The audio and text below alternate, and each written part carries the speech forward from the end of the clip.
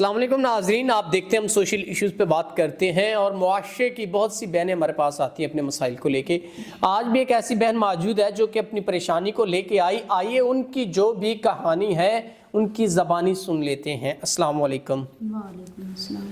اچھا بہن، مجھے بتائیں کیا زندگی کے مسئلے مسائل، کیا پریشانیاں ہیں آپ کی جن کی وجہ سے آپ پریشان ہیں؟ جی، میرے والدین کی وفات کے بعد میرا واحد سہارا میری دادی تھی، تو میں اپنی دادی کے ساتھ ہی رہتی تھی، تو جو بھی تھا گزر بسر ان کے سر پہ ہوتا تھا۔ تو اب ان کی وفات ہو گئی تو اس کے بعد میری زندگی بہت مشکل ہو گئی ہے۔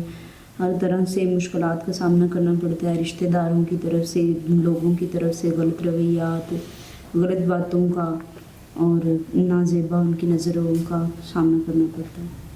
تو اب آپ کیسے اپنے نظام زندگی کو بہتر طریقے سے چلا پائیں گی یا کس طرح خود کو بہتر کر پائیں گی آپ؟ بس میں چاہتی ہوں کہ اگر کوئی میری یہ مشکل میں مدد کر دے اور یہ میری مشکل ختم کر دے نیک اور اچھے طریقے سے، مجھے اپنی عزت بنا کے تو اپنا نام دے کے۔ ناظرین، بہت اچھے لوگ بھی اس دنیا میں موجود ہیں جو کہ اپنے تمام در معاملات زندگی کو بہتر کرنے کے لیے نکاح کرنے کی کوشش کرتے ہیں۔ 100 مسئلے ہوتے ہیں انسان کی زندگی میں، تو اس مجبور اور لاچار بہن سے اگر کوئی نکاح کرنا چاہتا ہے ان کی پریشانیوں کو سلجھاتے ہوئے، تو یہ نکاح کے لیے تیار ہے۔ بہن، اگر آپ کی کوئی تمام تر پریشانیاں، جو بھی آپ کے مسئلے مسائل ہیں، اگر ان کو کوئی شخص حل کرتا ہے باعزت طریقے سے، آپ کی جو بھی پریشانی ہے، پہلے تو میں آپ کو اپریشیٹ کرتا ہوں، آپ نے نکاح کا پیغام دیا، تو اگر یہ تمام تر آپ کے مسئلے حل ہوتے ہیں تو کوئی نکاح کرتا ہے تو آپ نکاح کے لیے تیار ہیں؟ جی بالکل۔